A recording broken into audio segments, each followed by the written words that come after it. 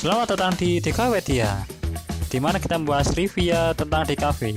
Tanpa basa-basi lagi, yuk langsung ke yang pertama. Sejarah DKV. DKV, desain atau desain komunikasi visual, dikenal di Indonesia pada tahun 1980-an. Dimunculkan oleh Gert Dumbart, seorang desainer grafis Belanda pada tahun 1977. Karena menurutnya desain grafis tidak mencetak kaca, namun juga mengurusi moving image, audio, visual. Di awal dari desain grafis itu dari lukisan di Gua Lex di Prancis yang diperkirakan berasal dari 15.000 sampai 10.000 sebelum Masehi, yang diberikan oleh Henry Comte yang jadi salah satu paling berpengaruh dalam pendidikan desain di Inggris.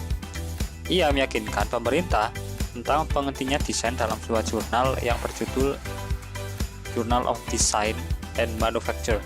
Dia menyelenggarakan di Great Exhibition sebagai perayaan atas munculnya teknologi industri modern dan desain bergaya Victoria dari tahun 91 sampai 1996. Percetakan William Morris Comment Scott memperkenalkan buku karya desain grafis yang dibuat oleh gerakan Art and Craft dan membuat buku dengan desain lebih bagus dengan elegan untuk dijual pada orang-orang kaya. Morris membuktikan adanya potensi pasar masuk produk desain grafis. Modus juga mempelopori permisahan desain grafis dari seni rupa. Karya-karya Morris dan karya dari pergerakan pre-reform secara langsung mempengaruhi Art New Year dan secara tak langsung mempengaruhi perkembangan desain grafis pada awal abad ke-20. Yang kedua, imajinasi yang luas. Semua orang punya imajinasi sendiri. Di desain di DKV, kita membuat imajinasi itu menjadi nyata dengan objek apa yang kita suka seperti gambar, video, foto, animasi, dan lain-lain.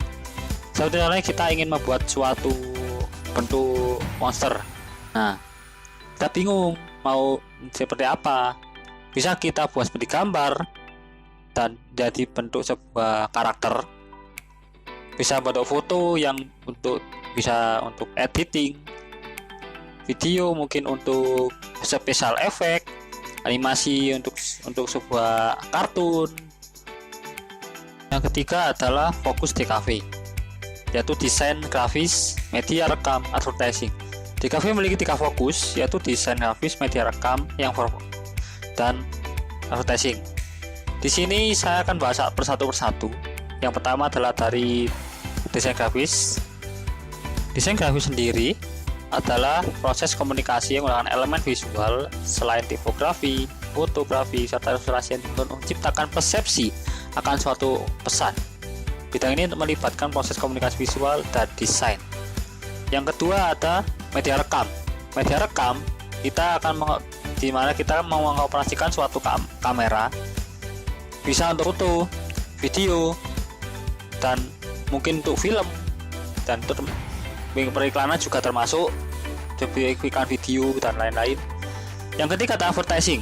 Advertising di sini kita akan buat iklan dalam bentuk digital atau dalam bentuk cetak seperti pamflet, poster, dan lain-lainnya yang biasa kita lihat di pinggir jalan, yang ditempel di tembok-tembok pinggir jalan, di jendela-jendela, atau di tempat yang umum yang bisa dilihat orang. Keempat ada project dan portofolio. Di DKV semua berhubungan dengan project dan portofolio.